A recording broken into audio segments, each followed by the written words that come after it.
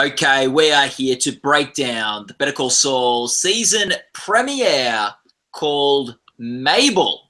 Mabel, season 3, Better Call Saul. I'm joined here by Gold Derby, people on the Gold Derby team, Amanda Spears and Riley Chow. Let's break it down. Yeah, hello. Let's break it down. It was, let's not bury the lead. No Gus Fring. It was teased with the anagram of the episode titles, opening letters from last season. He's been in some of the season 3 promotional material. There's no mystery around him joining the show. There is a mystery about when we're going to see Gus. It looks like it might be next episode. Amanda? I only want him to do 4 or less. 4 or less. They do 10 episodes a season. I want him to get the Emmy. He was denied the last time, so I'm hoping for 4 or less. Well, and then if you want to get the enemy, if you want to get the Emmy, he was deserved the last time. Surely you wanted to be in 5 or more episodes, because then he would be competing in the supporting actor in a drama series category, which was the Emmy he missed out on last time. Yeah, I'll take a guess, Emmy. It's probably going to be a little less competitive, and I think people know he didn't win. So either way, but I think 4, 5 gets him in competition with Jonathan Banks, and he could cancel himself out again. So yes, okay. So there we go. So yeah, and for those who don't know the rules, you if you were in less than half of the episodes, you can compete in the guest actor race at the Emmys. If you're in 50% or more of the episodes, then you have to compete in the supporting or lead actor race at the Emmy Awards. So a character like Gus in this season will need to keep an eye on how many episodes he's in. Riley, were you disappointed not to see Gus? Well, I wasn't surprised. I mean, I feel like I've been reading for months that he wouldn't appear until the second episode. So I kept hoping while watching, like, oh, maybe he'll appear, but he wasn't in the credits, and I don't think they would hide that. So, yep, sounds good. So, what, like, with this? Let's start. Firstly, was there someone this episode with, like, Better Call Saul? Jonathan Banks has had some great performances, particularly in that first season. Bob Odenkirk has had a lot of big showcases, and last year we saw Ray Seahorn really break out in the role of Kim, and then you have Michael McKean, who last year also had a fantastic season. In the first episode, if you had to make a verdict as to who gave the best performance or who this would be the best Emmy tape for, who would you give it to, Riley? Well, I don't really think any of them should submit it, but I guess Jonathan Banks had a lot of time alone, a lot of silent acting. So maybe that will show voters something different instead of, in other Emmy tapes, I'm sure there's going to be a lot of talking. Amanda, you're shaking your head. Who do you think had the best stuff here? Vince Gilligan. I always love the opening of the seasons of Better Call Saul with he's in, I think, is it Omaha at a Cinnabon? How it always ties back to that. So I always like those black and white flash forwards. And he could be dead. He might have just dropped dead. So Vince Gilligan, I think it wouldn't be a bad directorial, especially with that time lapse of Jonathan Banks putting or taking apart the car. I don't know what he was. I don't understand mechanics. So whatever he was doing, the time lapse sequence was really pretty. So maybe it's for a director. Yeah. So you, Amanda, are saying it wasn't a particular showcase for any one of the actors, but rather a showcase for Vince Gilligan as director. Oh yeah. I think for a director showcase, this would be a good one. But I think as far as the actors are concerned, it's just setting it up. I just hope that this season they advance him. If he's not Saul by the end, he's closer to being Saul than he was at the end of season 2. Last season at the Emmys, Vince Gilligan submitted the season finale. This year, we don't know who's directing the season finale, but my guess is that it would not be him, since he left this season in the middle stepping down as co-showrunner because he was going off to do an HBO miniseries. So this probably, I would think, is his tape. Yeah, and he wrote the episode too, so he could submit himself for writing. So yeah, it's a really strong episode, like for Vince directing and writing, and I could definitely see I being in the mix. It's hard to know when we don't know what else is coming down the pipeline. If the season final is very flashy and showy, that could be a better submission for the show. Probably won't be, as Riley said, Vince Gilligan's episode though. So really good job by Vince. I'd sort of agree with that, but I think like probably Bob Odenkirk had the best performance of all the actors, I would say, in this episode, which is probably often going to be the case when you don't have a particular showcase on anyone. He's the lead of the show. He'll have the most to do. I would be surprised if this ends up being his Emmy tape that he'll submit for the Emmy Awards, because I imagine he'll have a lot more to do as the series goes on. And as Amanda says, it's the setting of the board. So yeah, and the season finale is going to be directed by Peter Gould. So okay, the other series creator. We often see people at the Emmys submit episodes in which their characters are killed off, and if Saul did die in the future, then this would be another to go with that trend. Yeah. Okay. Let's. I've got my gavel here. Let's just give it a verdict. Vince Gilligan's episode, if anyone's okay. Let's now go to. Okay, let's go to the next question. Did Saul? What do we think about that opening scene? You've both said that there's a chance he died in that opening scene. That sort of, you could call it a flash forward, or you could call the whole series a flash back, and it's the present day is the scenes we see. At the beginning of every season, we have a scene in the Cinnabon to open it all up in black and white grayscale. And then we don't see it until the next season. It's not something they go back to. It's something they're very reserved with. Open season 1, open season 2, now it's open season 3. Will we return there before the end of the season? Probably not. No. Yeah. Boy, what a cliffhanger. So if he is dead, next time will it just be his funeral? Yeah. They're like, oh, Gene was a great Cinnabon manager. Yeah. It's funny. We'll see. We'll open with the Gene funeral. People reading the eulogies and stuff. I guess the other Cinnabon employees, and then it'll pan out, and behind a tree you'll see Saul or Jimmy, like with their new. And a gun. He's faked his death again. It's like blowing up at that kid in the photo, but like, boof, it's blowing my cover. I've now got to fake my own death and go on the run from Gene and get his his fourth persona.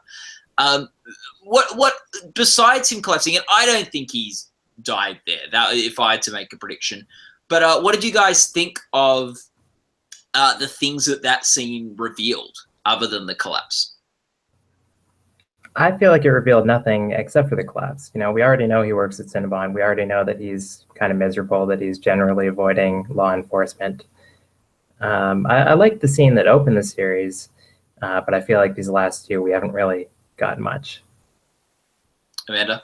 I think there's a little, he still thinks like a lawyer. He still kind of saw, like, don't do this. Don't. Like, he still has those instincts, but he knows he's not supposed to be doing that.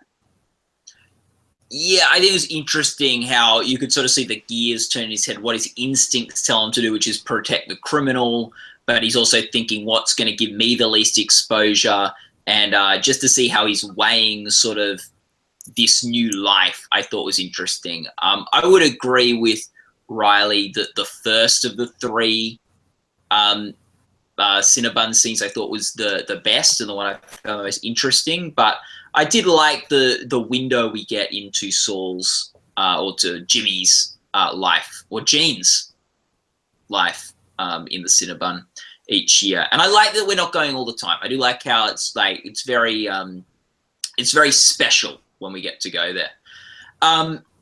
Let's talk about Jimmy and Chuck's relationship. Move on. Okay. Let's talk about Jimmy and Chuck's relationship. And boy, Chuck's recorded Jimmy. It's turned out there's not much Chuck can legally do with that tape, which is good news for Jimmy. But he's still got a plan in the works.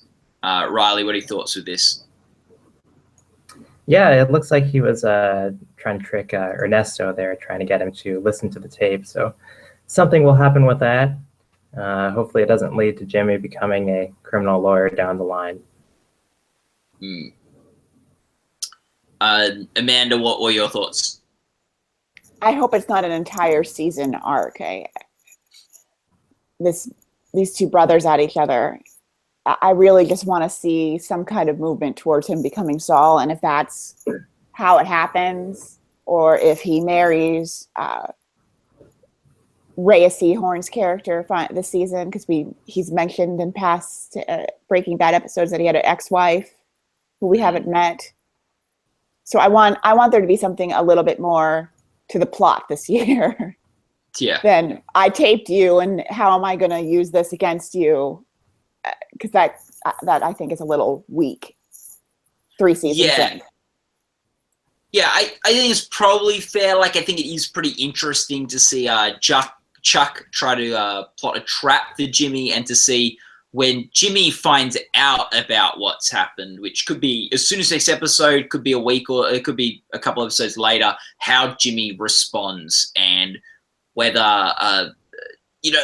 part of me wonders whether, whether Chuck is trying to get, Ernesto to tell Jimmy, and then, Jimmy will then, in trying to destroy the tape, do something worse or whatever, just if that's sort of Chuck's plan. But it's hard to know, and it's hard to know what Chuck's end game is, because it seems like from that discussion that he had with is it Gordon or Howard? With Howard, how he's saying to Howard that, well, we can't really do anything legally with this, and we can't really steal the client back. It seems like, are they not his motivations now? His motivation is to make Jimmy pay, and I wonder if that's to try to affect his relationship with Kim. But I don't really know how that would work, because it seems like she knows he did something dodgy. So yeah, I thought she was aware of it. Yeah, that Kim's aware of it. Yeah, I thought she was aware of it from the finale, that she's aware he did something probably underhanded, but I think he hasn't told her specifically what she's done to protect her, and she's asked him not to, because this episode, she's like, "Oh, do you want to talk about what happened with Chuck?" And he goes, "Well, it depends. It's the thing you said not to talk to you about." And she goes, "Yeah, thanks. Don't talk to me about that." So, is it sometimes knowing that someone's done something bad is not as bad as when you hear and you actually know the bad thing they did? Will that for so far, Kim, it's more a hypothetical bad thing that Jimmy's done, and actually knowing what it actually is, whether that will drive her away, or I don't know. It could just be probable deniability. I mean, he probably doesn't want to be disbarred if it is something he could get disbarred for. So she might be covering herself. Yeah. But I guess what I'm saying is, if you've got a friend or a partner or something that you know has done something bad, is that does it get worse when you actually know what that specifically bad thing is, and you've got all those details? Does that change the way you see them? Yeah, I think it's more information, so that would impact things. Yeah. So we'll see what happens. We'll see what he does with the tape. I love the scene where Jimmy and Chuck were together, and the how Jimmy was helping Chuck take down the aluminum foil that he had up around to protect himself from the electricity. And I loved how Jimmy was just ripping it off. And Chuck said, no, you'll ruin the varnish. And Jimmy's like, it doesn't matter. You shouldn't have put duct tape on the wall. And then Chuck has that scene where he shows Jimmy how to carefully take the take the tape off to not ruin the wall. And I thought that was such a good allegory for these characters. Jimmy, who is more reckless and will just like rip things off and not worry about the consequences, or if there are bad consequences, he'll like find a way out of them, like sort of just do the impulsive thing and then recover from it. Whereas Chuck is so much more careful and not wanting to cause any damage and always do the right thing. I thought that was really a fun character moment on the show. Yeah, that's a good take on it. I think maybe I'm not watching it that deep enough, so maybe that's why I'm not appreciating it as much. Yeah. Yeah, that's fair. That electricity phobia. I try to Google it, and I can't find if this is an actual thing or not. But I'm sure there are real people who are afraid of electricity, right? Like there's like there's so many bizarre phobias out there. Yeah. Well, good for them for picking something that we haven't seen a lot of on television. Yeah.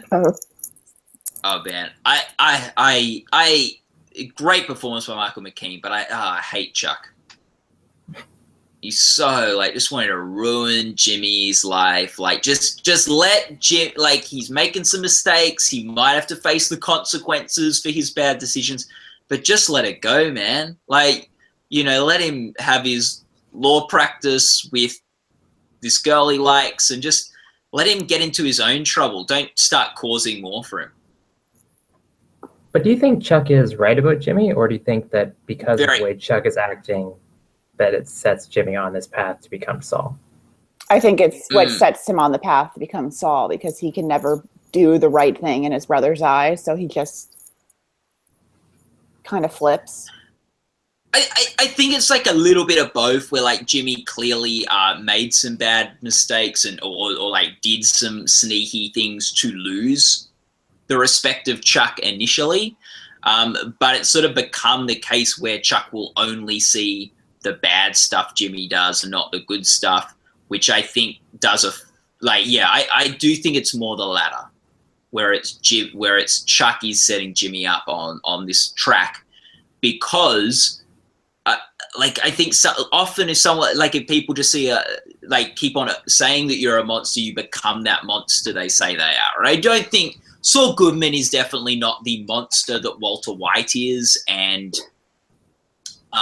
we're not really seeing a descent into evil in this series like we saw in the Breaking Bad story, where we did see someone go from mild, timid chemistry teacher to the evil villain. Like we see Saul more go from a sort of guy trying to get his life on track into a sort of guy who's a sneaky lawyer who will break the rules. So we're not quite seeing the descent. No, he's a lawyer that's a criminal. I mean, let's he's a lawyer that is a criminal. That's what Aaron Paul called him. You don't want a criminal lawyer, you want a lawyer that's a criminal. So he is criminal lawyer. Yeah. He's a far way from that. There's still a big gap space between that and and we've definitely, especially last season, seen him break laws. So, you could argue he is already a lawyer who's a criminal, that he's forged documents and things like that. But yeah, definitely not at the level we see in Breaking Bad. And I do just think that, I do feel that Chuck not believing in Jimmy and him constantly being the thorn in Jimmy's side, not letting Jimmy have any little wins or victories, is what's pushing Jimmy to become the person his brother sees him as. I think it's more the latter, Riley. But I do think there's a part of it. This was there was part of this before. You can't blame it all on the brother, I don't think. No, but I just want to be closer to the person who was in the desert on his knees about to be shot in his head. He goes, "Okay, give me $1 and I'll solve your problems." Yeah, we're still miles away from that from that Saul too. Yes. How much time has actually passed in the show? Are we going to get to season 5 and then it's like Breaking Bad where they say, "Okay, it's been a year," and you go, "What?" No. All that took place in a year? Yeah, I find that hard to believe. Yeah. I think, okay, let's move on from the Chuck Saul stuff and move on to the, let's just, I think the last sort of storyline we need to talk about for this episode is Mike. We saw Mike on his own this episode.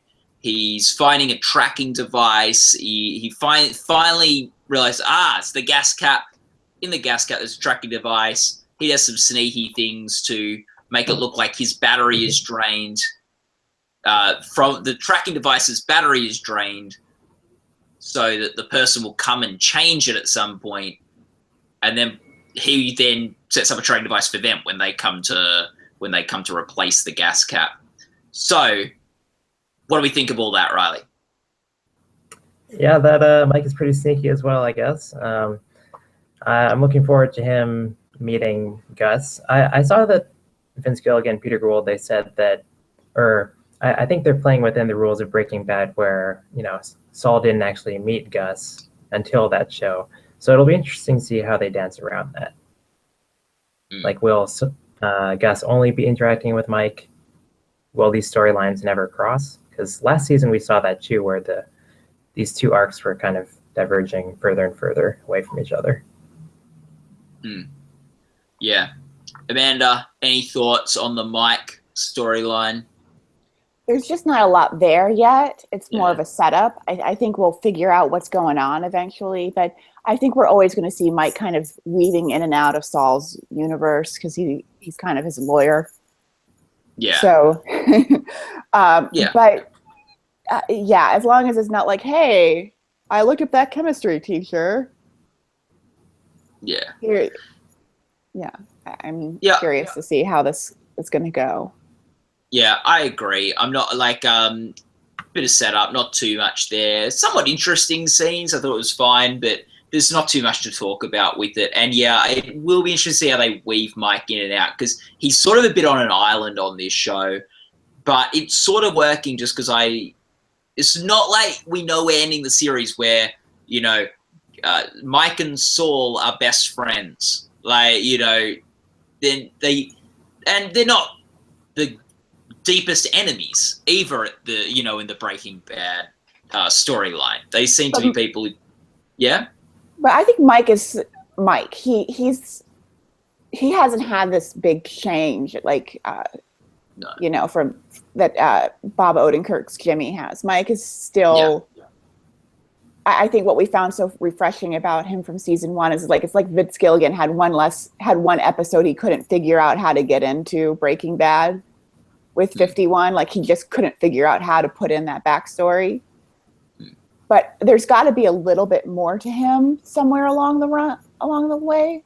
Yeah. Because it's a little one note to keep up season after season after season because we know what Mike's capable of. He hasn't changed much in flash forwards or flashbacks from his Breaking Bad character. Yeah. No, I agree with that. Okay, there we go, guys. Better Call Saul, Mabel, season premiere. Any last things to say? Riley. How about Emmys? Well, sorry? How about Emmys? Are you expecting this to be nominated again for Best Drama with all these new shows like This Is Us, Stranger Things, Westworld, Handmaid's Tale coming in? Could get lost in the... Oh, sorry. Go, Amanda. Oh, go. No, you go ahead. I was going to say just could get lost in the shuffle, but the reviews have been strong. It's a show that's done sort of well with nominations every year. I'm expecting to see it back. Obviously, we'll have to see how well the season goes, and if it has a big drop in quality halfway through, maybe when Vince leaves and stuff, maybe then it starts falling off the radar. But I'm expecting it to be back. I think it's going to need a couple buzzed about episodes like it had in season 1 to keep it in there because there are a lot of new shows trying to get in, and we're kind of in one of those reset years where there's 2 open spots, but there's so much trying to get in that this and Homeland and probably Mr. Robot or The Americans could fall out. So it needs to be strategic. Don't submit 8 episodes for writing. I don't know. How many did they submit for writing last year, Riley? It was like... As many as they possibly could, yeah. Yeah. don't do that. But it's going to need a few buzzed about episodes to kind of carry it through. Yeah, I find it a weird one at these awards. I was just going to say, I could see it underperforming in some of the categories, but I think it will be popping up in quite a few of them. Yeah, like it just seems like there's no passion behind it because like last year, 7 nominations the year before, hasn't won any of them over at the guilds, which, share voters with the Emmys. It's been nominated 13 its first year, 12 this year, and it's only won once, which was episodic drama at the Writers Guild Awards. And the only reason it won that was because that was kind of a panel vote. They had to actually sit down and watch the episodes. But in these kind of just broad votes of like, what's your favorite?